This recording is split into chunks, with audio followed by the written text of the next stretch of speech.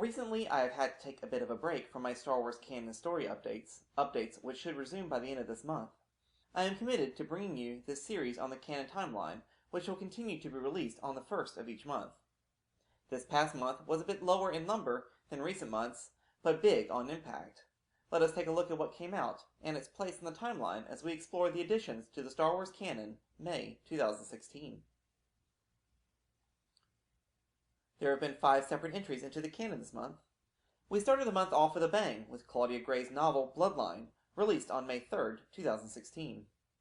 Following that is Marvel Comics entries for the month: Poe Dameron, issue number 2, part 2 of the Black Squadron story arc; Darth Vader, issue 20, the 5th and final part of the Shutoran War arc; Star Wars, issue number 19, bringing us the 4th and final part in the Rebel Jail story arc; and the 5th and final issue of the Obi-Wan and Anakin miniseries. Now let us take a brief look at where each of these stories fits within the Star Wars canon timeline.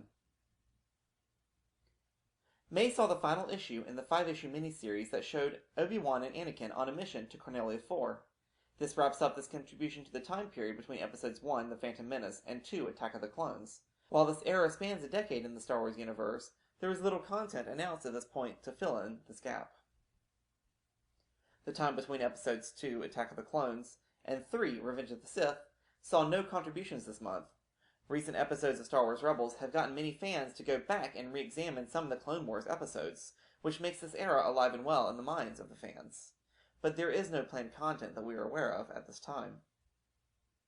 Surprisingly, the period of time between episode 3, Revenge of the Sith, and 4, A New Hope, was quiet this month, with Star Wars Rebels taking a break for the summer, and this being an off month for the Rebels magazine. There is nothing new to add to this time period.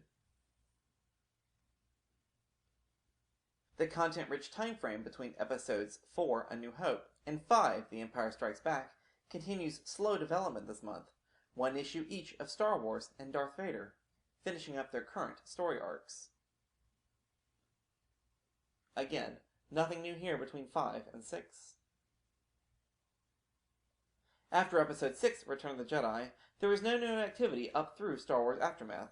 However, post-Aftermath, we have a couple stories to talk about. Claudia Gray's Bloodline is the big release for the month, where we finally get a look at the political landscape which led to the events of Episode 7, The Force Awakens. This shows Leia as a senator in the New Republic Senate, and explores the inner workings of galactic politics. This is a critical story for the canon, as it gives us that link between 6 and 7 that many were clamoring for.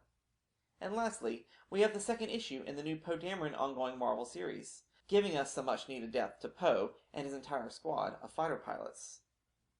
That concludes this update for May 2016, and as always, thank you for watching. Please subscribe to keep up with all the insight and analysis found here at Star Wars: The Canon Explained. You can also follow us on Twitter or visit us on Facebook. Till next time, may the Force be with you.